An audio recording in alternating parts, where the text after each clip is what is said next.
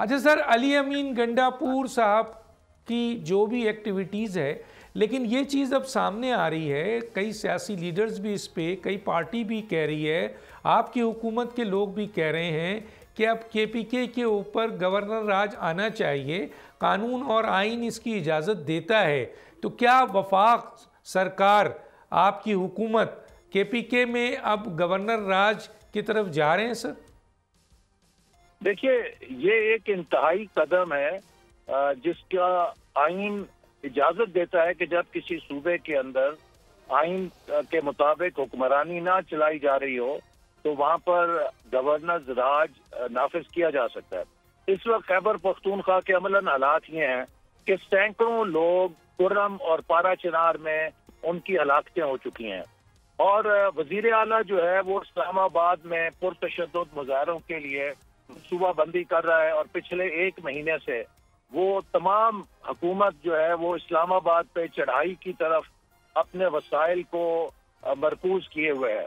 تو آپ مجھے بتائیے کہ جس کے صوبے میں آگ اور خون کی ہولی ہو رہی ہو اور اس کی کوئی دلچسپی نہ ہو، جیسے کہ وہ کہتے ہیں کہ روم جل رہا تھا اور نیرو بانسری بجا رہا تھا، اسی طرح جو وزیر اعلیٰ صاحب ہیں ان کا اپنا صوبہ آگ میں جل رہا ہے اور وہ اسلام آباد آگ لگانے کے لیے اپنے تمام وسائل اور توانائیاں صرف کر رہے ہیں۔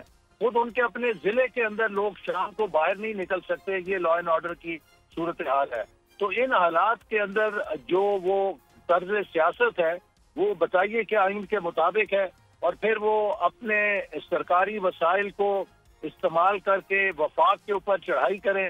اگر یہ روایت قائم ہو جائے گی تو کل کو تو ہر صوبہ اپنے حمایتیوں کے ساتھ وفاق پر دارالخلافے پہ چڑھائی کرے گا۔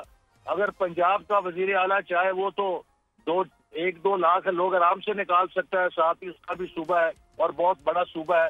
تو یہ ہم کدھر جا رہے ہیں؟ 8ویں-10ویں صدی میں جب لشکر کشی ہوتی تھی، جس کا لشکر بڑا ہے اس نے دارالخلافہ قبضہ کر لیا، اس کی حکومت ہو گئی۔ کیا ہم اس طرف جانا چاہتے ہیں، یا یہ 21ویں صدی کی ریاست ہے کہ جس کے اندر فیصلے ایوانوں کے اندر ہوتے ہیں؟ میں آپ سے پوچھنا چاہتا ہوں، کیا پی ٹی آئی کے ایم این ایز اور ایم پی ایز نے حلف نہیں اٹھایا؟ کیا یہ ٹی اے ڈی اے وصول نہیں کر رہے؟ تو جب یہ ایوانوں کے اندر ٹی اے ڈی اے بھی وصول کر رہے ہیں تو پھر سڑکوں پر آگے کیوں لگا رہے ہیں؟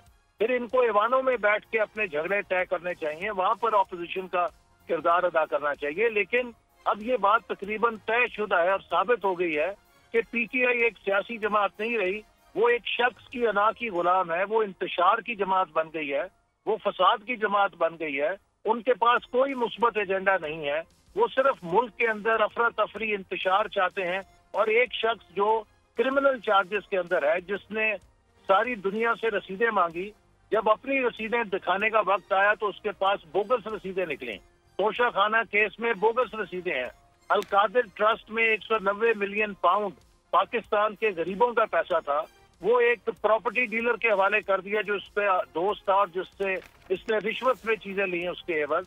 تو آپ بتائیے کہ یہ جرائم امریکہ میں، برطانیہ میں، کس ملک کے اندر قابل معافی ہیں کہ اگر ایک لیڈر سیلیبریٹی ہے یا ایک لیڈر وزیر اعظم کے عہدے پہ رہا ہے تو کیا اس کو معاف کر دیا جائے کہ وہ ایک پارٹی کا سربراہ ہے؟